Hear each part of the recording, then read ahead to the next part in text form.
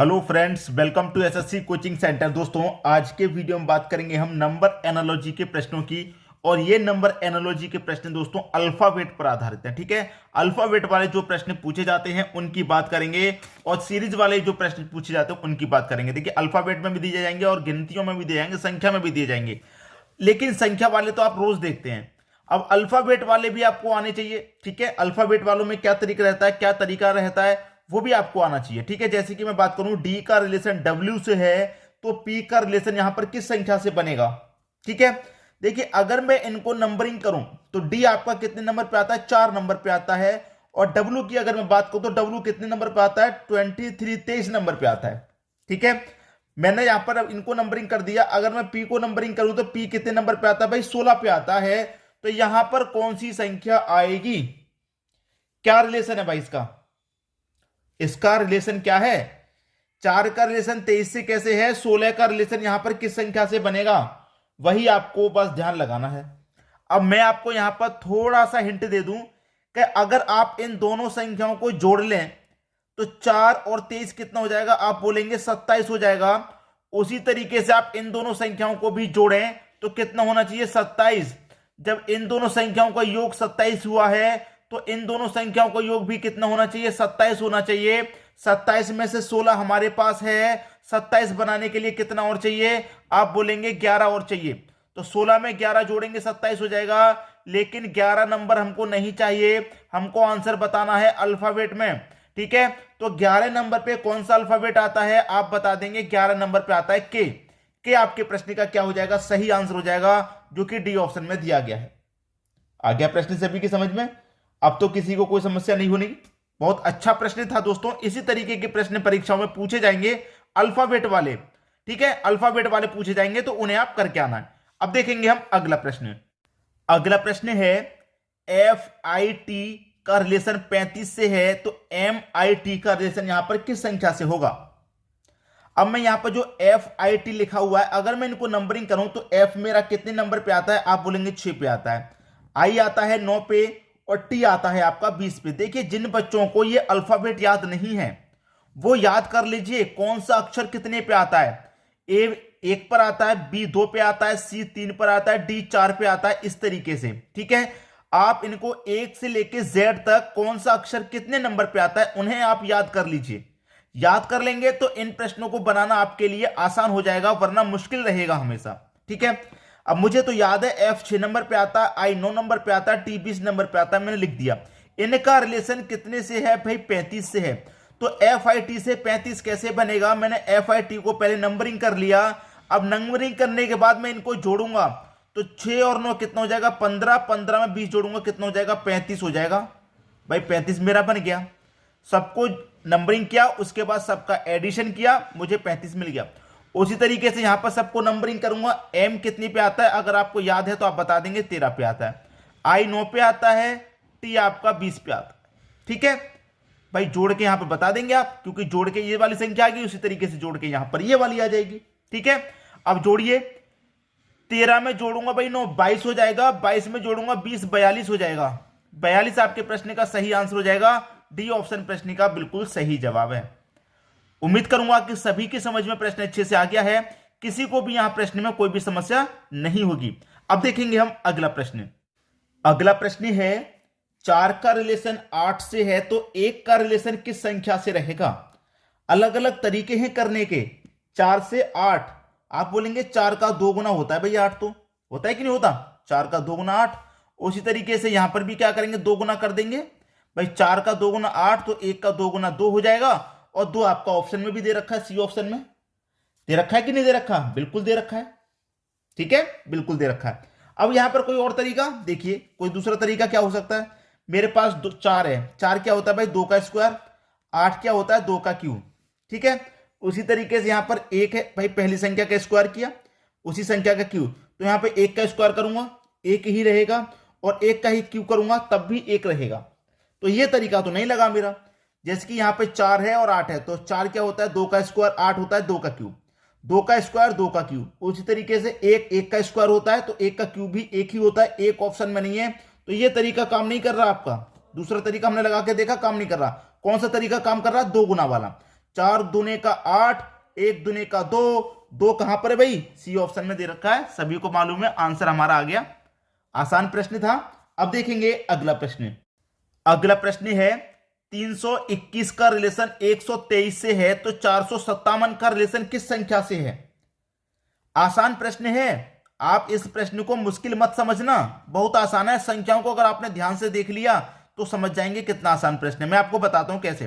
देखिए यहां पर जो लास्ट वाली संख्या है, फर्स्ट वाली, वो यहां पर लास्ट में है, फर्स्ट वाली लास्ट में है, बीच वाली संख्या बीच में है और लास्ट वाली फर्स्ट में है। बिल्कुल एज इट इज लिख दीजिए आप, फर्स्ट वाली लास्ट में, बीच वाली बीच में, लास्ट वाली फर्स्ट में।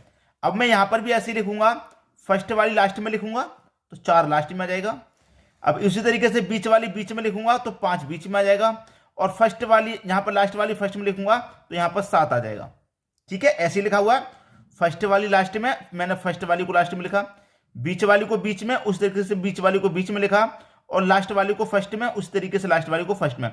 7 4 7 5 4 ये आपका आंसर निकल के आया है। और ये किस ऑप्शन में है? 7 5 4, ये आपके डी ऑप्शन में है। ये आपके प्रश्न का बिल्कुल सही जवाब हो गया। बात क्लियर हो गई, प्रश्न सभी को समझ में आ गया। अब देखेंगे अगला प्रश्न। अगला प्रश्न है यूपी का रिलेशन लखनऊ से है तो मेघालय का रिलेशन यहां पर किससे बनेगा? जो बच्चे यूपी के रहने वाले हैं, उत्तर प्रदेश के रहने वाले हैं, यूपी का मतलब उत्तर प्रदेश, जो बच्चे उत्तर प्रदेश के रहने वाले हैं उनको तो पता है कि यूपी का रिलेशन लखनऊ से कैसे है, लेकिन उन्होंने क्या किया, यूपी का रिलेशन तो लखनऊ से मालूम है, लेकिन मेघालय का रिलेशन किससे होगा ये मालूम नहीं है।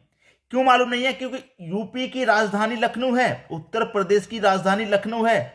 बहुत सारे बच्चों को पता होगा उत्तर प्रदेश में रहने वालों, लेकिन मेघालय की राजधानी बहुत कम बच्चों को पता होगा, क्योंकि वो मेघालय में थोड़ी रह रहे हैं, उत्तर प्रदेश में रह रहे हैं।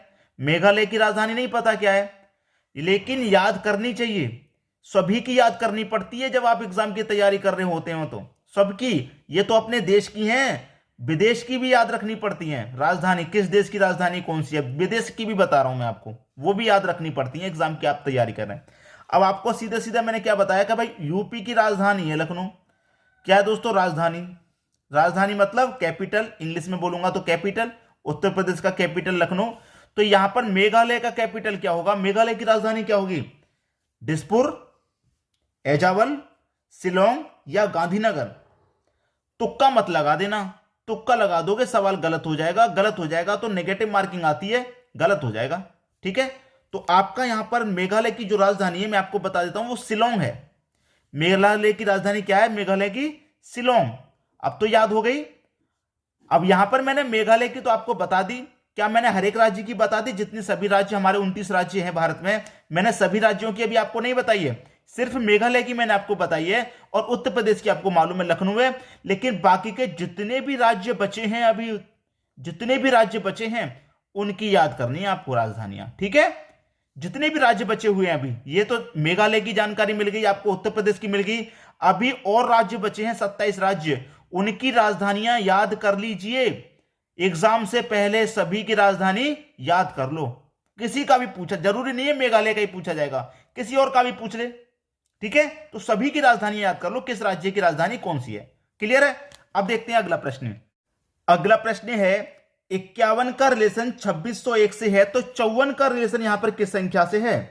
भाई बहुत बढ़िया प्रश्न है। 51 का रिलेशन 2601 से कैसे बनाएंगे भाई? याद है आपको कुछ? अगर आपको याद है कुछ तो बना लेंगे, अगर कुछ भी याद नहीं है, प्रश्न की तरफ ऐसे देख रहे हैं तो नहीं बनेगा। क्यों नहीं बनेगा? क्योंकि यहां पर 51 है और 51 का स्क्वायर याद होना चाहिए।